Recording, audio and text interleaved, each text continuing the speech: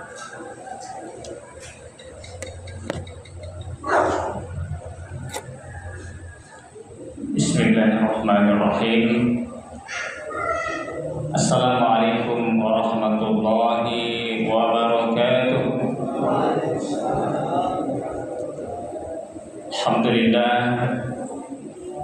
Alhamdulillahirabbil alamin, wassalatu wassalamu ala asyrafil anbiya'i wal mursalin sayyidina Muhammadin wa ala alihi wa ashabihi ajma'in, amma ba'd.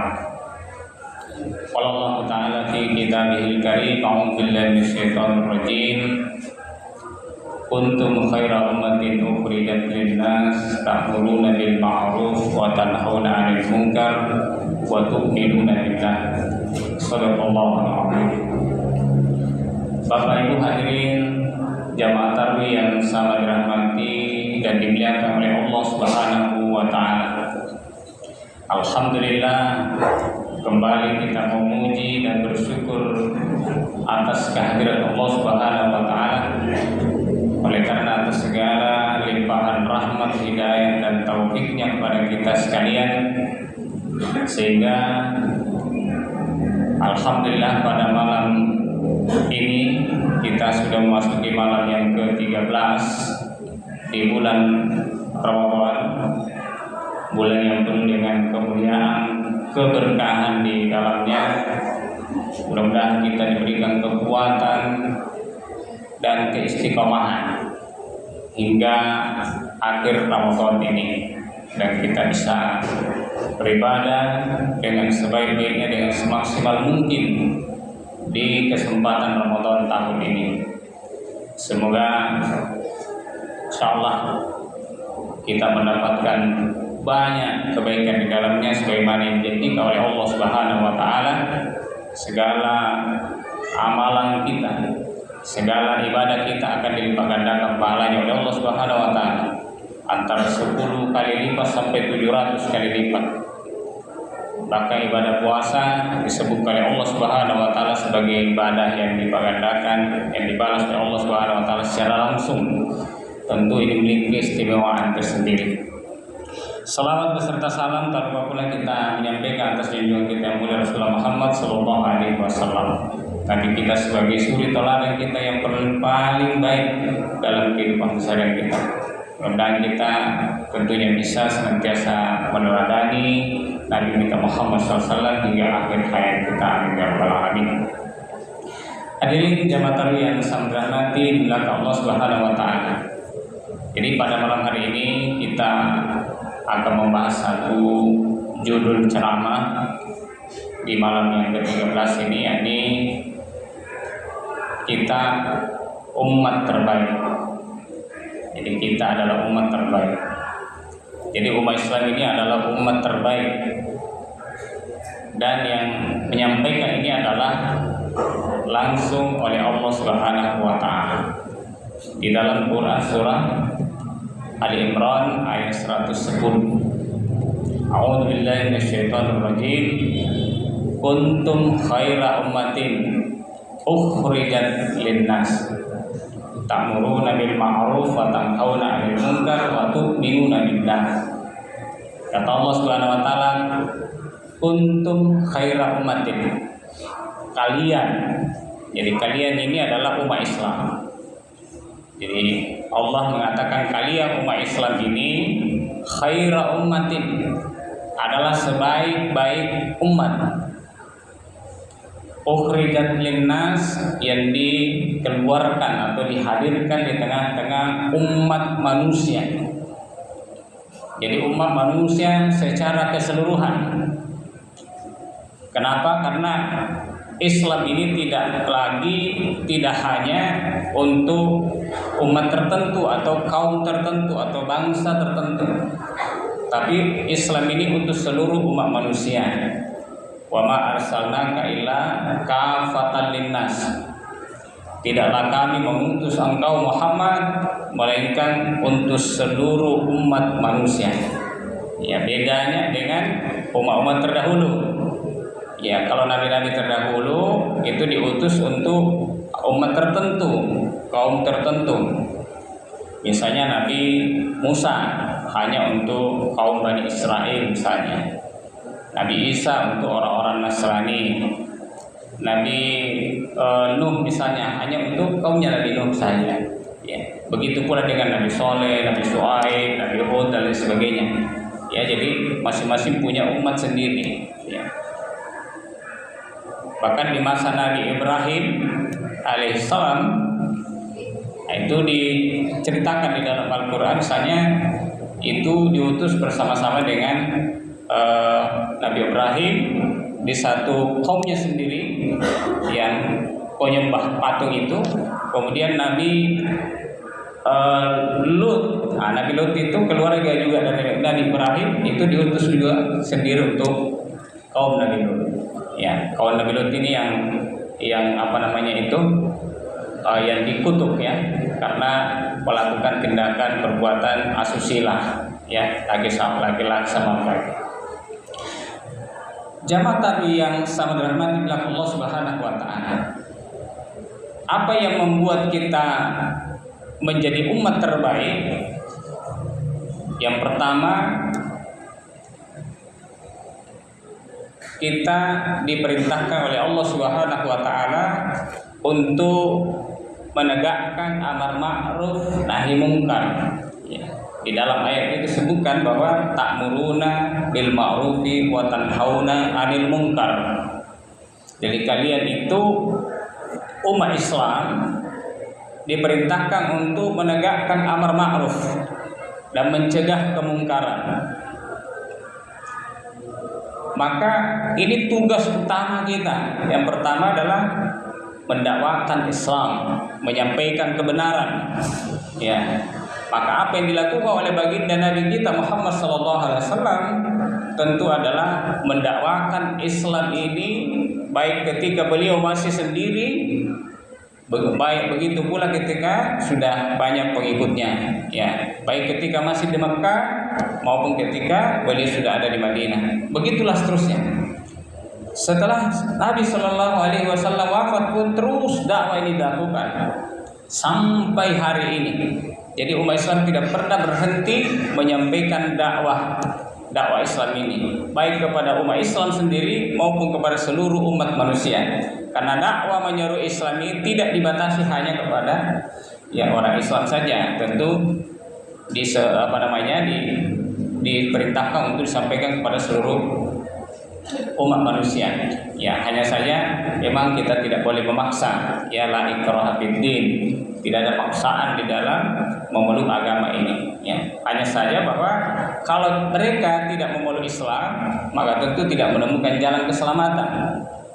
Karena satu-satunya yang bisa menyelamatkan umat manusia setelah Islam diturunkan adalah dia memeluk Islam, dia bersyahadat, dia mengucapkan dua kalimat syahadat, asyhadu an la ilaha illallah wa asyhadu anna muhammadar rasulullah. Jadi yang pertama, kita menjadi umat terbaik karena kita senantiasa menyeru manusia seluruhnya untuk masuk ke dalam Islam ini. Sekalipun tadi tidak boleh kita memaksa, la ikraha fiddin. Yang kedua, yang menjadikan kita mulia karena Islam ini diterapkan di tengah kehidupan kita. Jadi tentu Islam ini tidak sekedar menjadi teori, ya, menjadi ilmu pengetahuan, ya, Al-Quran yang dibaca, hadis-hadis yang dikaji, yang dibaca, tentu tidak hanya seperti itu. Tapi Al-Quran, hadis yang kita baca itu untuk diterapkan di tengah-tengah kehidupan umat manusia, baik dalam kehidupan kita sebagai pribadi, ya, seperti sholat, puasa, zakat, haji, itu doa, zikir itu bagian dari syariah yang sifatnya pribadi, maupun dalam kehidupan keluarga. Ya, seperti misalnya dalam kehidupan keluarga, bagaimana kita menjaga kewajiban, ya, kewajiban sebagai suami, kewajiban sebagai istri, bagaimana mendidik anak-anak dan lain sebagainya. Itu bagian dari syariah Islam. Begitu pula dalam kehidupan bermasyarakat, berbangsa dan bernegara. Nah, yang tidak kalah pentingnya adalah bagaimana negara itu menerapkan syariah Islam secara sempurna, secara kapal di tengah masyarakat. Ya, jadi memang tidak cukup setiap kita ini mengamalkan Islam secara pribadi-pribadi saja, seperti tadi sholat, puasa, zakat, haji dan lain sebagainya. Ya, tapi ada juga syariat Islam yang mesti itu baru bisa dilaksanakan kalau negara yang melaksanakannya. Dan justru pelaksanaan syariat Islam yang diterapkan oleh negara itu pengaruhnya yang justru jauh lebih besar, ya. Misalnya negara menerapkan sistem ekonomi Islam, ya, sistem politik Islam, sistem pemerintahan Islam, sistem pendidikan Islam, dan seterusnya. Termasuk menegakkan sistem sanksi-sanksi Islam. Misalnya kalau ada orang yang mencuri, di dalam Islam itu ada sistem sanksinya, seperti dipotong tangannya, ya, kalau pencuri. Nah, kalau syariah potong tangan ini diterapkan, maka ini efektif sebetulnya untuk mencegah atau menghentikan pelaku-pelaku koruptor, ya, maling-maling maling-maling uang negara. Nah, itu akan sangat efektif kalau misalnya potong tangan itu diterapkan. Atau misalnya orang yang membunuh, ya, di dalam Islam itu kan jelas sanksinya apa, ya, kutiba alaikumul qisasu fil qatlah. Ya, jadi diwajibkan hukum qisas di dalam pembunuhan. Nah, kalau hukum qisas itu diterapkan, maka itu akan menjaga jiwa manusia. Ya, maksudnya tidak gampang orang melakukan pembunuhan, tidak gampang orang melakukan tindak kejahatan. Padahal kalau kita lihat misalnya di negeri ini saja, angka pembunuhan itu sangat tinggi sekali, ya, sangat tinggi sekali. Jadi dalam per tahunnya itu rata-rata sekitar 1000-an, ya, saya baca itu 1000-an. Itu khusus untuk pembunuhan. Tapi kalau kejahatan tindak kriminalitas secara keseluruhan itu jauh lebih besar lagi, ya. Itu mencapai angka 300.000 sampai 500.000 kasus. Itu kalau secara keseluruhan. Jadi tinggi sekali itu angka kejahatan, angka kriminalitas yang terjadi di negeri ini, ya. Sampai data itu mengatakan kalau seandainya itu di rata-rata kejahatan itu dengan jumlah segitu, kira-kira per detiknya itu terjadi kejahatan tiap berapa detik. Nah, di situ karena tiap 56 detik itu terjadi satu kejahatan. Jadi tiap 56 detik, ya. Jadi belum 1 menit, itu hampir 1 menit satu kejahatan, 1 menit satu kejahatan. Itu kalau di rata-ratakan, ya. Dan itu hitungannya dari Sabang sampai mereka. Jadi sangat tinggi sekali. Kenapa bisa? Tentu pertanyaannya kan kenapa bisa terjadi? Sekali lagi bahwa karena hukum yang diterapkan di negara ini bukan syariah Islam. Kita masih meninggalkan Al-Quran dan As-Sunnah, ya. Padahal Al-Quran dan Sunnah dengan sistem-sistem sanksinya tadi itu sangat efektif. Ya, salah satunya adalah menjaga jiwa manusia, menjaga harta manusia tadi dengan hukum potong tangan, ya. Menjaga nasab keturunan, misalnya larangan berzina, wala taqrabuz zina, jangan mendekati zina. Dan orang yang berzina kalau dalam Islam itu kan dicambuk kalau masih lajan dengan lajak, ya. Wazani az-zaniyatu az-zani fajlidu kulla wahidin minhum mi'ata jaldah. Jadi di dalam ayat disebutkan bahwa pesina laki-laki, pesina perempuan dicambuk 100 kali cambukan, ya, masing-masing. Itu kalau masih masih sama-sama jomblo. Tapi kalau perselingkuhan itu lebih besar lagi karena bukan sekedar dicambuk, ya, tapi dirajam namanya, ya, dirajam. Dan itu efek jerahnya jauh lebih besar. Dan perilaku pergaulan bebas ini sudah sangat mengerikan di negara ini. Sudah sangat mengerikan. Makanya ketika kita tidak menerapkan syariat Islam, luar biasa. Ada data yang dikeluarkan oleh Kementerian Agama untuk beberapa kota di Indonesia, ya, beberapa kota di Indonesia, apalagi itu Jawa Timur, Bandung, ya, kemudian Jakarta, dan yang terbesar itu adalah di Jawa Timur. Jadi di Jawa Timur itu tahun 2024 yang lalu itu dikeluarkan datanya, itu ada 15.000 kasus remaja Jadi 15.000 kasus remaja yang masih rata-rata itu usia SMP SMA. Iya. Yang datang ke pengadilan agama untuk dispensasi nikah, minta diberikan dispensasi nikah, namanya diska. Ya. Kenapa? Karena mau dinikahkan itu belum cukup umurnya, masih di bawah 19 tahun. Karena menurut undang-undang kita untuk bisa menikahkan itu kan harus 19 tahun minimal. Ini umurnya masih di bawah 19 tahun. Tapi ini harus dinikahkan. Kenapa? Karena sudah hamil di luar. Ya, sudah hamil di luar nikah. 15.000 kasus. Ya. Makanya muncullah ide-ide gila ya dari pemerintah bahwa untuk menghindari kehamilan di luar nikah, maka dikeluarkanlah peraturan pemerintah untuk membolehkan memberikan alat kontrasepsi ya kepada remaja anak sekolah, dibagi-bagikan biar tidak hamil di luar nikah. Ini kan lebih parah lagi itu. Jadi sebetulnya bukan persoalan alat kontrasepsi, karena sistemnya yang diterapkan di tengah masyarakat itu bukan syariat Islam, ya. Tapi ini lebih kepada sistem mengikuti ala Barat. Nah itu yang contoh bahwa yang kedua, kalau kita mau menjadi umat terbaik itu harus menerapkan syariat Islam secara sempurna, tidak hanya tadi dalam lingkup pribadi tadi seperti sholat, puasa. Ya, tetapi juga dalam lingkup syariah yang harus diterapkan oleh negara, karena itu jauh lebih efektif untuk mencegah kemungkaran di tengah masyarakat. Nah, yang terakhir agar kita bisa menjadi khairu ummah yang terbaik adalah umat Islam itu harus bersatu.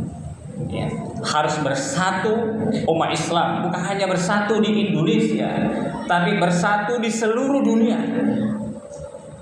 Di bawah satu kepemimpinan yang mempersatukan umat Islam sebagaimana dulu umat Islam bersatu di bawah kepemimpinan seorang pemimpin namanya seorang khalifah, ya, Khalifah Abu Bakar, Umar, Utsman, Ali dan seterusnya, ya, sampai 114 orang khalifah pernah mempersatukan umat Islam kuat. Nah, ketika umat Islam bersatu, umat Islam kuat, tidak dipermalukan seperti hari ini, ya, diperlakukan seenaknya oleh orang-orang kafir penjahat, ya, seperti apa yang terjadi hari ini, ya. Bagaimana orang-orang Gaza, Palestina digenosida, dibantai, dibunuh, anak-anaknya diperkosa, perempuannya diperkosa, tidak bisa kita bela. Kenapa? Karena kita tidak kuat, kita tidak bersatu. Seolah-olah itu urusan Palestina sendiri. Ya. Apalagi kemarin umat Islam di Iran dibantai, ya, dibombardir oleh Amerika bersama dengan Israel.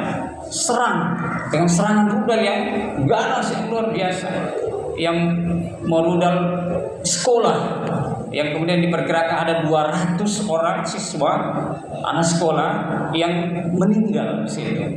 Dan terakhir saya dengar berita bahwa termasuk yang sudah gugur dan meninggal itu adalah pemimpin tertingginya Iran, yakni Ayatollah Ali Khamenei.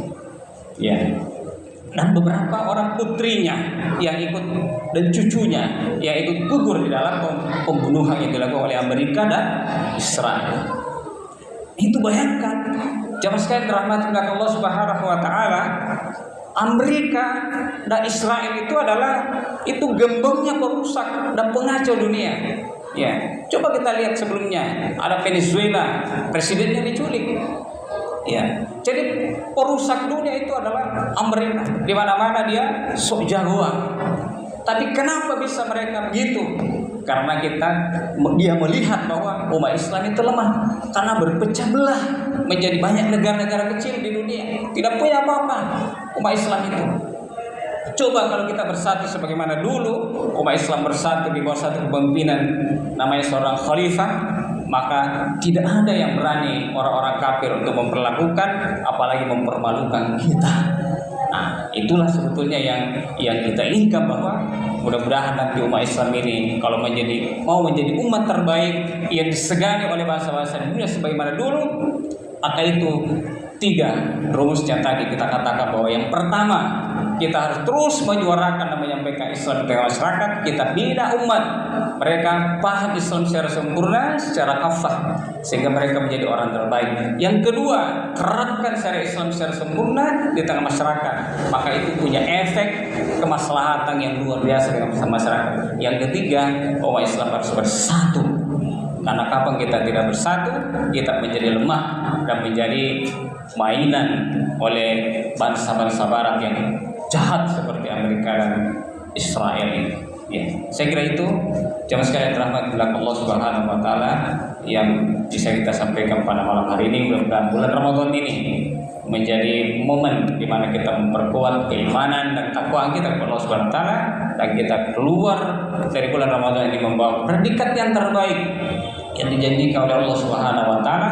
Itulah predikat takwa yang akan kita gunakan untuk menjalani bulan-bulan yang akan datang sampai kita dipertemukan dengan bulan Ramadan berikutnya. Hadanallahu wa iyyakum ajmain. Assalamualaikum warahmatullahi wabarakatuh.